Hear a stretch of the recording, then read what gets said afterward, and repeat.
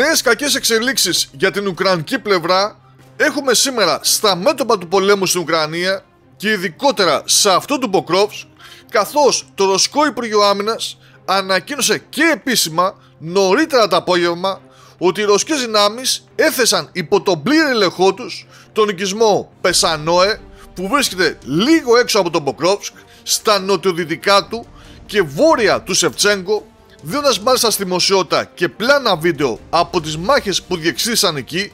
και από Ρώσους στρατιώτες να κρατούν ρωσικές σημαίες και να ανακοινώνουν και αυτή την κατάληψη της πόλης, ώστε να μην μπορεί κανείς να αμφισβητήσει ότι η είδηση αυτή είναι αληθής.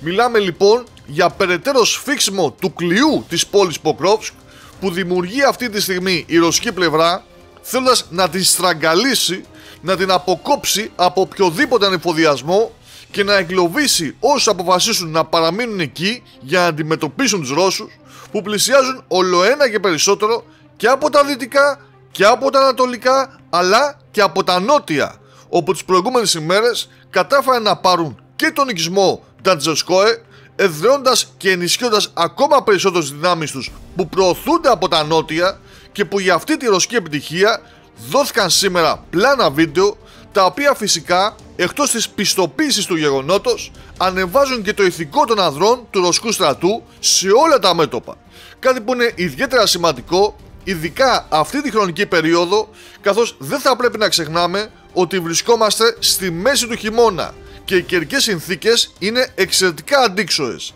ακόμα και για να επιβιώσεις εκεί χωρίς να πολεμάς.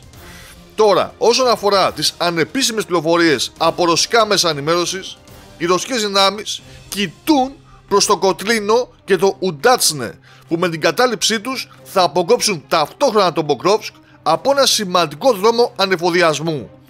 και που μετά εκτείνονται ανοιχτοί χώροι, χωράφια, μέχρι τον επόμενο βασικό άξονα ανεφοδιασμού, τον αυτοκινητόδρομο Ε50, που φυσικά αν κόψουν και από εκεί οι Ρώσοι την τροφοδοσία της υποπερικύκλωσης πόλης, τότε μιλάμε πλέον για μια μη αναστρέψιμη κατάσταση που αργά ή γρήγορα θα έρθει, όπως συνέβη και στο Μπαχμούτ.